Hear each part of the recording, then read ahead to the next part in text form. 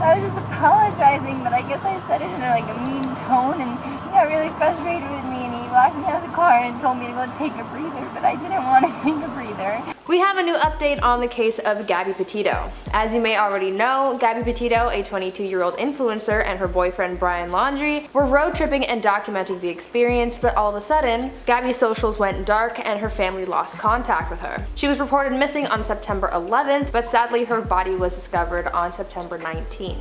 Gabby's disappearance and subsequent investigation has had people looking into her history and relationship, especially with her boyfriend, who right now is suspect number 1. The reason for this is because people have learned that leading up to Gabby's disappearance, there was a history of domestic disturbances between the couple. On September 16th, the Grand County Sheriff's Office released over an hour of body cam footage of an officer responding to a 911 call where a witness said that they saw a man hit a woman to the ground. This couple turned out to be Brian and Gabby.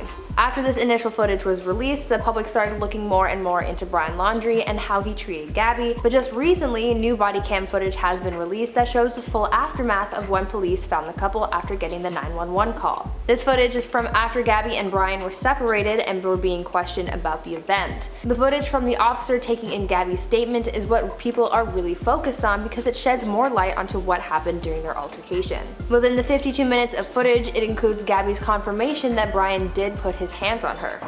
Don't worry, just be honest. honest. He like grabbed my face, like, I guess. He didn't like hit me in the face, like he didn't like punch me in the face or anything. Did he slap your face or what? Well, like he like grabbed me like with his nail, and I guess that's why it looks. I definitely have a cut right here, because I can feel it when I touch it. It burns.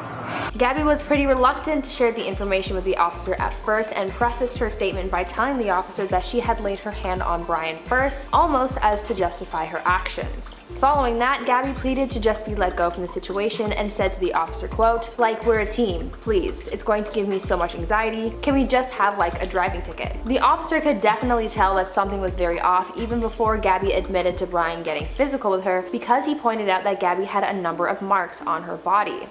Yeah? Is there something on your cheek here? Looks like, did you get hit in the face? Kind of looks like something like hit you in the face. And then over on your arm, shoulder, right here. That's new, huh? It's kind of a new mark. Oh yeah, I don't know. Can I see the other side of your face? So, what happened here and here? The rest of the footage really just includes officers trying to decide what to do with the couple in this situation. At the end of this altercation, no charges were laid, and at the officer's suggestion, Gabby and Brian spent the night apart, with one sleeping in the van and another in a hotel room. Now this new footage confirming what was already suspected of Gabby and Brian's relationship just adds to the mountain of heat that Brian is already under. Brian is currently on the run from authorities and hasn't been seen since fleeing his parents' house in Florida. As of now, Dog the Bounty Hunter is reportedly on the hunt for Brian and has recently told sources that he is, quote, closing in on Brian. Nothing can really be confirmed of Brian's location or well-being for that matter, but there are a lot of people looking for him because people need answers. I feel like the more time passes, the more information will come out. I want to believe that because this would be so unfair to Gabby to let this case go cold. There have been a lot of people online trying to crack the case themselves, and some authorities are actually pretty grateful for the help that's been given by the public. I just really hope that this case can be solved soon and justice can be served. Until next time, I've been your host, B Room, and remember to be kind to one another, and I'll see you guys later.